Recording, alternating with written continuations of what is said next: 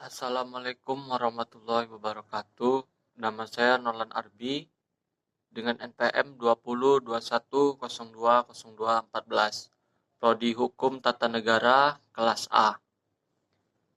Di sini saya ingin membacakan kesimpulan daripada 3 materi mata kuliah fikih ibadah. Yang pertama ada materi toharoh. Toharoh secara etimologi artinya bersih atau suci. Sedangkan secara terminologi artinya adalah bersuci dari hadas, baik itu hadas besar maupun hadas kecil. Dan bersuci dari najis yang meliputi badan, pakaian, tempat, dan benda-benda yang terbawa di badan. Dalam segi pembagian, toharoh dibagi menjadi 2, yakni toharoh zohir atau lahir dan toharoh batin. Toharoh zohir atau lahir ialah menyucikan diri dengan cara menghilangkan hadas dan najis. Sedangkan toharoh batin ialah menyucikan diri dari kotoran, kesyirikan, dan kemaksiatan dengan cara menegakkan tauhid dan beramal soleh. Adapun alat-alat yang digunakan dalam bertoharoh. Allah selalu memudahkan hambanya dalam melakukan sesuatu. Untuk bersuci misalnya, kita tidak hanya bisa menggunakan air, tetapi kita juga bisa menggunakan tanah, batu, kayu, dan benda-benda padat lain yang suci untuk menggantikan air jika tidak ditemukan.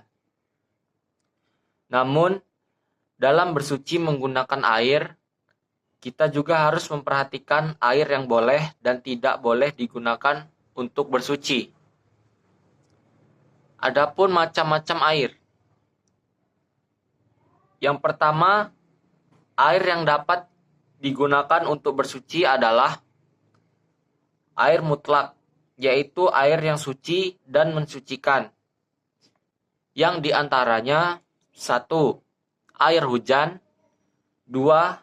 Air sumur, 3. Air laut, 4. Air sungai, 5. Air danau dan telaga, 6. Air salju, dan 7. Air embun. Adapun yang berikutnya yakni air yang suci tetapi tidak dapat mensucikan, yaitu air yang halal untuk diminum tetapi tidak dapat digunakan untuk bersuci, seperti air teh, air kopi, air sirup, air kelapa, dan lain-lain. Yang berikutnya ialah air musyammas, yaitu air yang terjemur oleh matahari dalam bejana selain emas dan perak. Air ini makruh digunakan untuk bersuci. Adapun air mustakmal, yaitu air yang telah digunakan untuk bersuci. Air ini tidak boleh digunakan untuk bersuci walaupun tidak berubah rasa, bau, maupun warnanya.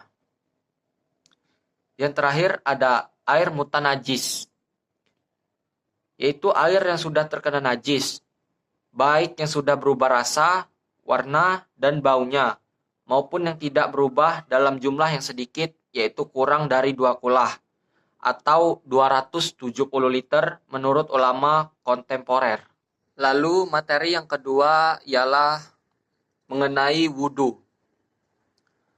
Wudhu adalah perbuatan ibadah sebagai salah satu syarat sah dalam sholat. Secara bahasa, wudhu adalah kebersihan atau kesucian. Sedangkan secara istilah, wudhu ialah perbuatan yang telah ditentukan yang berawal dari niat, atau melakukan perbuatan dengan menggunakan air pada anggota wudhu yang telah ditentukan dan diawali dengan niat. Adab dalam berwudhu begitu banyak. Namun dari sekian banyak adab berwudhu, ada beberapa adab yang mesti diperhatikan agar wudhu bisa dilaksanakan dengan baik. Adab tersebut diantaranya ialah 1. Menghadap kiblat dan berada di tempat air yang mengalir. Sebagaimana yang dikatakan oleh Syekh Ahmad bin Muhammad Al-Lubab. Dan adapun adab dalam berwudu ada 8. Di antaranya adalah menghadap kiblat dan berada di tempat air yang mengalir sehingga tidak terciprat ke permukaan bila mana air yang digunakan sedikit. Lalu adapun yang kedua, menggunakan air secukupnya. Jangan berlebihan. Kemudian ada yang bertanya kepada Rasulullah SAW, apakah dalam hal berwudu juga ya Rasulullah? Rasulullah bersabda, iya, dalam segala hal tidak boleh berlebihan. Hadis riwayat Al-Hakim dan Ibnu Asakir. Sementara itu, jika dilihat dari kualitas, wudu dibagi menjadi 2. Ada wudu secara zahir atau lahir, dan ada pula wudu secara batin. Dalam kitab Sirru al-Asrar yang dikarang oleh Syekh Abdul Al-Qadir Al-Jailani, antara lain yang beliau katakan tentang kriteria batalnya dalam wudu, yakni kriteria batal dalam wudu syariah, antara lain ketika keluar najis, maka cara memperbaharuinya wajib dengan wudu kembali menggunakan air. Wudu secara zahir atau lahir adalah membasuh anggota wudu dengan air. Sedangkan wudu secara batin adalah membasuh anggota badan dengan 7 perkara, yaitu dengan taubat, menyesali dosa, membersihkan diri dari cinta dunia, tidak mencari dan mengharap pujian dari manusia, meninggalkan sifat bermegah-megahan, menjauhi khianat dan menipu, serta meninggalkan dengki. Maka makna wudu secara spiritual juga amatlah membekas, yang mana wudu menjadi terminal seorang mukmin untuk membersihkan diri. Bersih baik secara fisik maupun suci batin. Basuhan air ke anggota tubuh saat berwudu akan menghilangkan hadas. Basuhan yang sama juga akan menggugurkan dosa. Yang berikutnya, materi yang ketiga terkait tayamum. Tayamum mengacu pada tindakan bersuci, namun tanpa menggunakan air, tetapi dengan menggunakan media pasir atau debu. Tayamum erat kaitannya dengan berwudu, dikarenakan tayamum adalah pengganti wudu. Dari pengertian yang telah dibacakan, lalu timbul sebuah pertanyaan. Dalam situasi seperti apa seseorang diperbolehkannya bertayamum?